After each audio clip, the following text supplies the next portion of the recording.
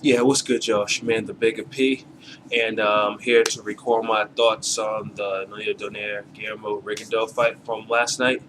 Now, usually I do my videos pretty much right after the fight, but because the fight was like how it was. I wanted to at least watch it a second time to really absorb what I watched, um, so I can convey my thoughts to you. Little background. This fight, when this fight was announced, I thought, okay, yes, it was a fight that was needed at 122, between the top two fighters in the division. Donaire, who pretty much hadn't been beaten in about 10, 11 years, or 12 years, whatever they said. I think it was like 12 years, you know, versus a Cuban amateur who had 400 amateur fights and was a champion, within 11 career fights. The thing with this fight is I thought Donaire, I mean, I'm like, Donaire will probably just go in what he usually does and then hit him with one left hook and, be out of there in 5 rounds, within 5 rounds. The reason why I say that is because, I've watched Guillermo Rigondeaux's fights before. I watched him when he won that belt off Ramos some years back. And also I saw the fights where he would take a solid shot to the chin, and he start doing a chicken dance, start doing a hucklebuck, as I like to call it. And I'm thinking to myself, if he's doing that, and I think also there's the fight against Cordoba, which he actually did officially hit the canvas. I think it was off a jab or something like this, off a counter jab. And I'm thinking to myself, if he's getting wobbled by these lesser fighters, what would be any different with Donaire taps him with a punch, who actually has extreme power in both hands. So that was my mind state going into this fight. I'm like, Donaire's gonna make a spectacular knockout, highlight reel knockout, and he's gonna go on to bigger and better things. So the fight came in, and originally when I saw the weigh-in, I thought to myself, Rigo wasn't looking Donaire in his eyes. So I'm thinking to myself, okay, he's shook. He's probably overwhelmed by the whole thing. I couldn't be more wrong. From the opening bell, the first thing I said was like, man, both these cats are fast. Especially Rigondeaux. He's 32. Usually for 32, 400 amateur fights, you would think that I guess guarantee he doesn't have the wear and tear of a long pro career, but still you were like thinking like, man, this cat's kind of fast for a 32-year-old, at 122. and pretty much how the fight played out is Rigo got into his game plan early, and Donaire just plotted like, I don't know. I don't know what type of fight plan, or apparently there was a lack of fight plan, as he admitted, in the post-fight interviews. But following a lefty counterpuncher around the ring is usually not a good thing. Usually a thing you shouldn't be doing at all, without any activity, and that's what Donaire was doing, because Rigondeaux didn't do anything special to beat the man. He pretty much he controlled the belt. He set up his jab. He went to the body. He counterpunched every single time Donaire was trying to load up, with a punch, and that's what he was doing.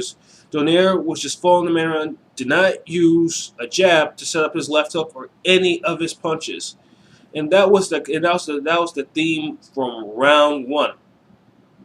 Round one, and Donaire showed absolutely no type of fire, as he was just getting outboxed.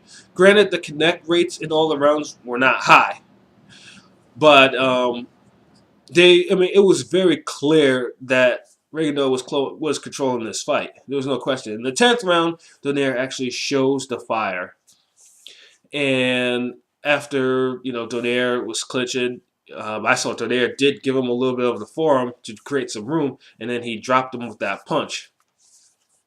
Now, usually a punch like that would take out a lot of fighters, and I thought, okay, Rigondeaux is probably going to be done, but Rigondeaux surprised me by getting up in the 10th round, and clear he was ready to go, and he got hit with a flush Donaire punch, and I wasn't too high on his chin or anything like that, but I was like, okay, All right. I'm thinking, okay, then all you have to do is go ahead and press your advantage. Use your jab and set up that left hook. He didn't.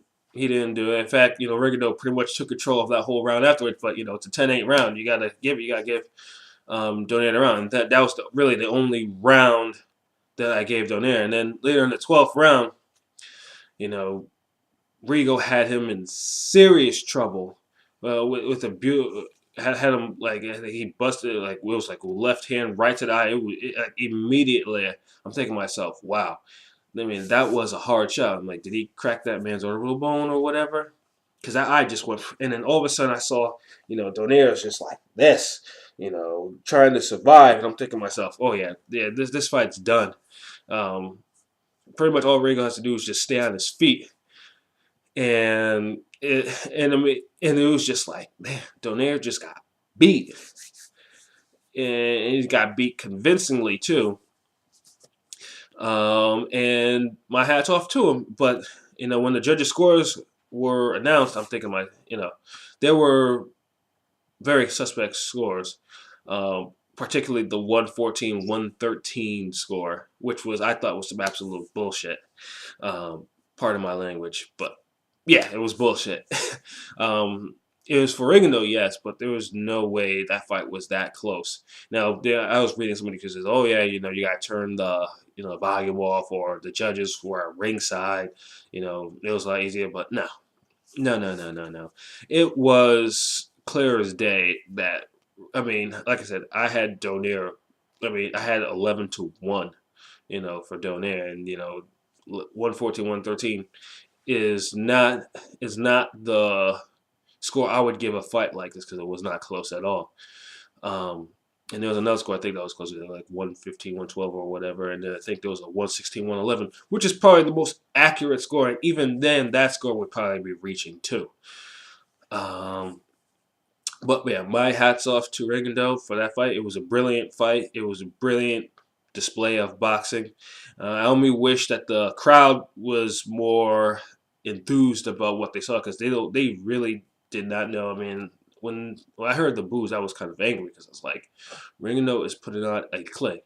Granted, it was a simple clinic because it wasn't more or less, because it wasn't like Donaire. If Donaire was on point, I would say it was just complete outclass. But Donaire wasn't in this fight. He didn't have a plan. And Rigondeaux, just like I said, he used movement. He created angles. He controlled the pace. He had Donaire following him. He countered when he needed to. And he also busted him up pretty good. If only the crowd was a little bit more enthused about it because like what they saw is boxing at its highest, highest level of skill. But somebody like I said, there's a lot of casual crowds, and there's a lot of people who bought into the build up that, oh yeah, Donaire is gonna wipe him out, with the one left hook as he usually does, and go on, they go happy.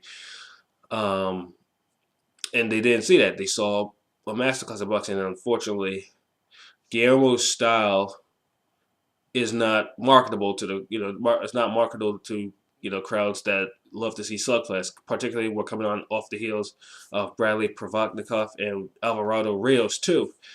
We want they want to see slugfest. They want to see someone just taking shots over and over again until they see bleed, or someone hits the canvas a couple of times, or or they go into interviews and they can barely put together any coherent thoughts. So I was a little upset watching that and seeing that on TV. But like I said, what can you do? You can't please everybody in boxing. So Donaire, like, I don't know where he goes now because I know he's pretty pragmatic. He has his kid coming on the way. I mean, he didn't really look in shape. I mean, he looked flat. I mean, I know there are talks of a rematch, and honestly, for Rigondeaux, it's probably the best fight out there as far as money wise. Because I mean, I would say, yeah, he needs to go after Mares, but Mares is with Golden Boy, and that fight's not going to happen unless Arum wants that to be the rare fight that they actually do business. But yeah, as far as Rigondeaux is concerned, like I said, he's a great fighter. I mean, it takes a special person to actually beat Donaire like he did. Um, but marketable Top Rank is going to have a hard time trying to market a Cuban amateur who doesn't really have a personality and doesn't have a crowd pleasing style. Um, but I will continue to watch Rigondeaux as I usually do, and hey, if he can take a flush Donaire shot, then maybe shit is not as bad as I thought it was. Maybe it was just balance issues he had in that fight. Um, but yeah, that's my thoughts on the fight, and I'm just glad. I mean, although I was wondering why it was just that fight and no other, like no other undercard fight. But hey, you get to the point, and 11 o'clock, get to the point, watch the fight, be done with the fight, keep it moving. But yeah, that's my thought on the Donaire Rigondeaux fight, and it's probably gonna come on. The replay's probably gonna come on soon on HBO, so I'm probably gonna watch it again just to see if there's anything else that I missed from that fight. So yep, you guys have a good day. All right, peace.